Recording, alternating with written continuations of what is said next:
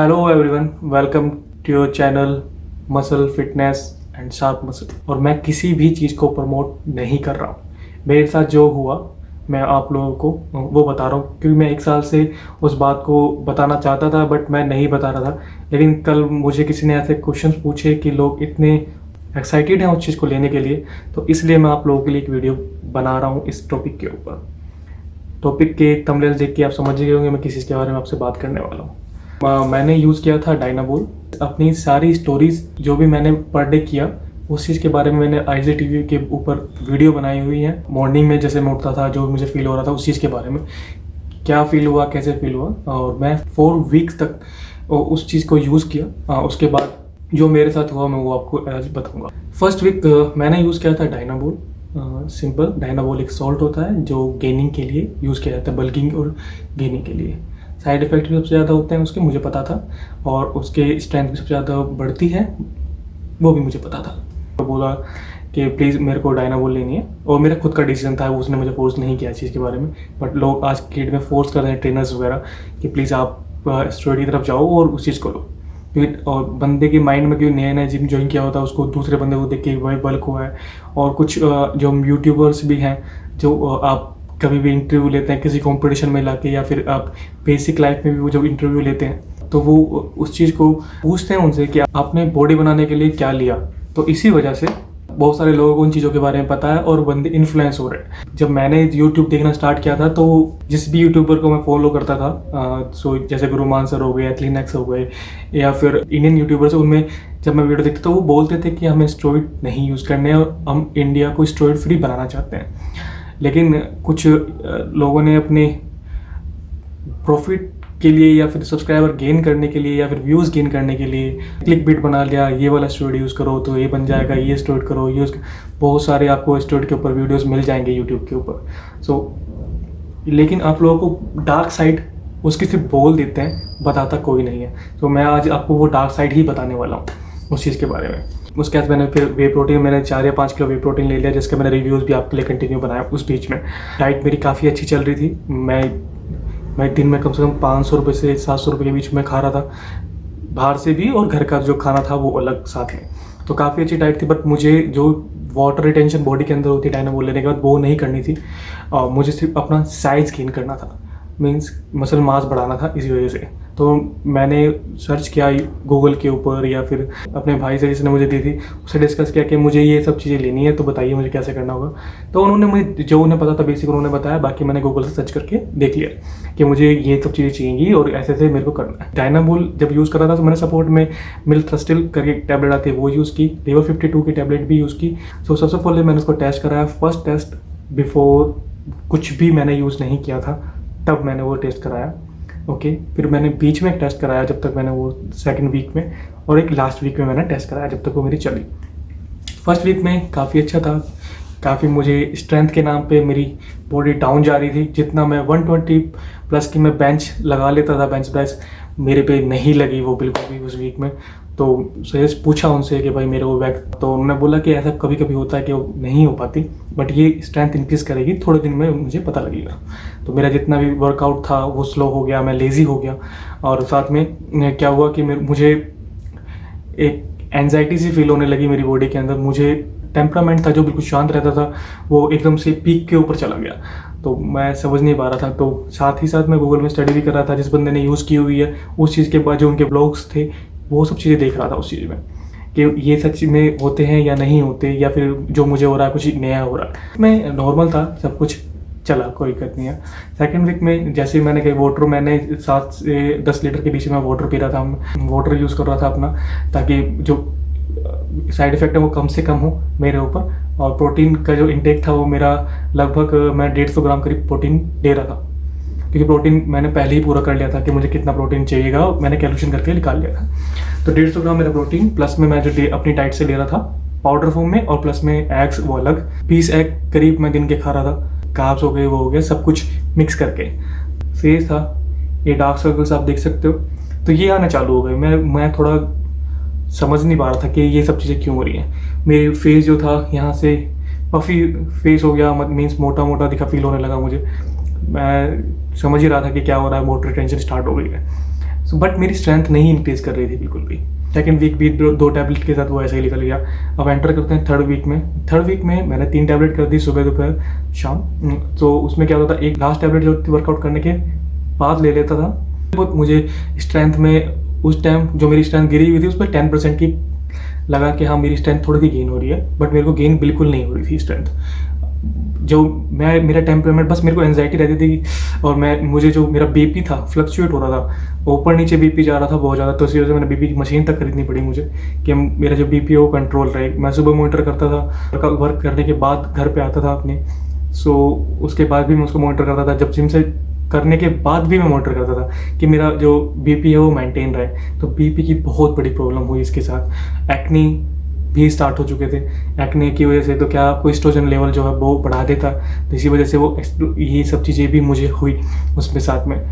फिर अब बहुत सारी वीडियोस में आपने देखा होगा, जो देखे होंगे लगा था, तो मेरी फोरहेड पे बहुत ज़्यादा पिंपल्स वगैरह थे, एक्ने वगैरह थे। मेरी बैक पेन नहीं हुए, बट फेसेस है उस पर ही वो चीज़ हो रही थी। स्ट्रेंथ नहीं आ रही थी बिल्कुल भी। हाँ, थर्ड वीक में भी ये सेम चीज़ रही। फोर्थ वीक में आते हैं। फोर्थ वीक में जैसे ही मैंने 4 टैबलेट यूज़ की, तो मुझे मेरे लेफ्ट साइड में मुझे पेन फील होने लगा, और पेन फील होने लगा साथ में क्योंकि मैंने एक लैब टेस्ट कराया था। तो लैब टेस्ट में दोनों टेस्ट को रिपोर्ट को देखा, तो मुझे कोई भी प्रॉब्लम नहीं आई। मैंने कहा चलो ठीक है, नॉर्मल है। बस मेरा फैट का लेवल था बॉडी के अंदर, ट्राइग्लिसराइड, सो वो बढ़ गया था। तो इतना नहीं, बट वो जो उसकी रेंज थी उससे वो अप जा रहा था। फिर मैंने कहा चलो, आप फैट जब आप गेन कर रहे हो, बल्किंग कर रहे हो, तो उसमें फैट का इंक्रीज होना बनता है। बट मैंने उसको थोड़ा कार्डियो उसमें ऐड किया, रनिंग वगैरह की। तो जैसे ही मैंने उसको चीज़ को इंक्लूड किया उसके अंदर, अब क्या हुआ, जो मेरी टेस्टिस थी उसमें सेंसेशन होनी बंद हो गई। मेरा जो पेनिस था उसमें कोई भी मूवमेंट नहीं होती थी। मेरे टेस्टिस मुझे लगते थे कि है ही नहीं बेसिकली। सो मुझे उस चीज़ के बारे में बहुत कंसर्न था, क्योंकि मुझे थर्ड वीक तक मुझे उससे कोई प्रॉब्लम नहीं हो रही थी। लेकिन जैसे मैं फोर्थ वीक पाया, 4 टैबलेट्स मैंने यूज़ की, सो उसमें मेरे को ये वाली प्रॉब्लम होने लगी थी। क्योंकि आप लोगों को पता है कि जब आपने यूज़ नहीं किया होता, तो मैंने कंसर्न के लिए मेरे जिस भैया ने मुझे सिखाया था, मैंने उससे पूछा, जिससे मैंने ली थी उससे डिस्कस किया। उसको कुछ नहीं पता था उस चीज़ के बारे में। लेकिन मैंने अपने भैया से बोला, जिन्होंने मुझे गाइड किया सही मायने में, उन्होंने बोला कि बेसिकली ये सब चीज़ें इसके साथ होती रहती है, बट ऐसा नहीं होता कि आपको बिल्कुल ही हो। तो बट मेरा क्या था, जो रात में आप लोगों को पता ही है कि टेस्टोस्टेरोन लेवल हमारा बनता है, तो ऐसे कुछ रहता है बॉयज़ को तो पता ही है इस चीज़ के बारे में। बट वो ख़त्म हो गया था। जब वो ख़त्म हो गया, दिमाग के अंदर वो बात चलने लगी कि ऐसा क्या गलत कर दिया मैंने अपनी बॉडी के साथ, जो वो चीज़ होने लगी। मैंने डिस्कस किया काफ़ी बंदों के साथ उस चीज़ के बारे में, तो उसके अंदर लिखा है कि नॉर्मल आपका रहता है, बट आप ज़्यादा नहीं होता। बट मेरे साथ वो चीज़ ज़्यादा हो रही थी।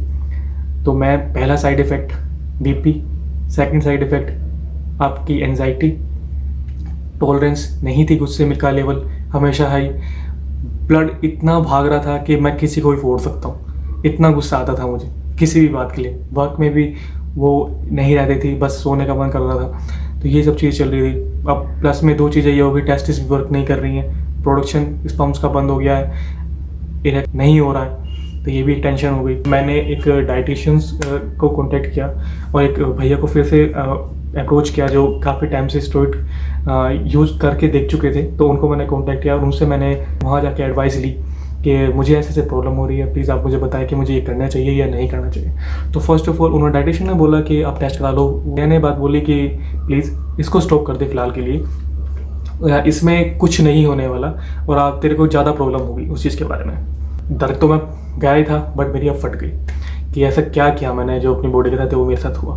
मैंने गूगल पे बहुत ज़्यादा सर्च की, तो गूगल में मिनिमम बात वो बताई गई थी कि होता है, काफ़ी बंदों के साथ नहीं पर होता है। लेकिन मेरे साथ कुछ ज़्यादा हो रहा था। मैंने अपना लैब टेस्ट कराया, बिकॉज मुझे अपने लेफ़्ट साइड में बहुत ज़्यादा पेन हो रहा था, मैं वर्कआउट नहीं कर पा रहा था। मुझे लगा जैसे मेरी किडनी फेल हो गई है, लीवर ने मेरा वर्क करना बंद कर दिया कुछ समथिंग, और डाइजेशन में बहुत ज़्यादा प्रॉब्लम स्टार्ट हो गई थी, और ब्लोटिंग बहुत ज़्यादा स्टार्ट होने लगी थी। मैं अपने प्रोटीन के स्कोप्स पूरे नहीं कर पा रहा था, वर्कआउट कंप्लीट नहीं कर पा रहा था, जो बेसिक डाइट ले रहा था वो कंप्लीट नहीं कर पा रहा था।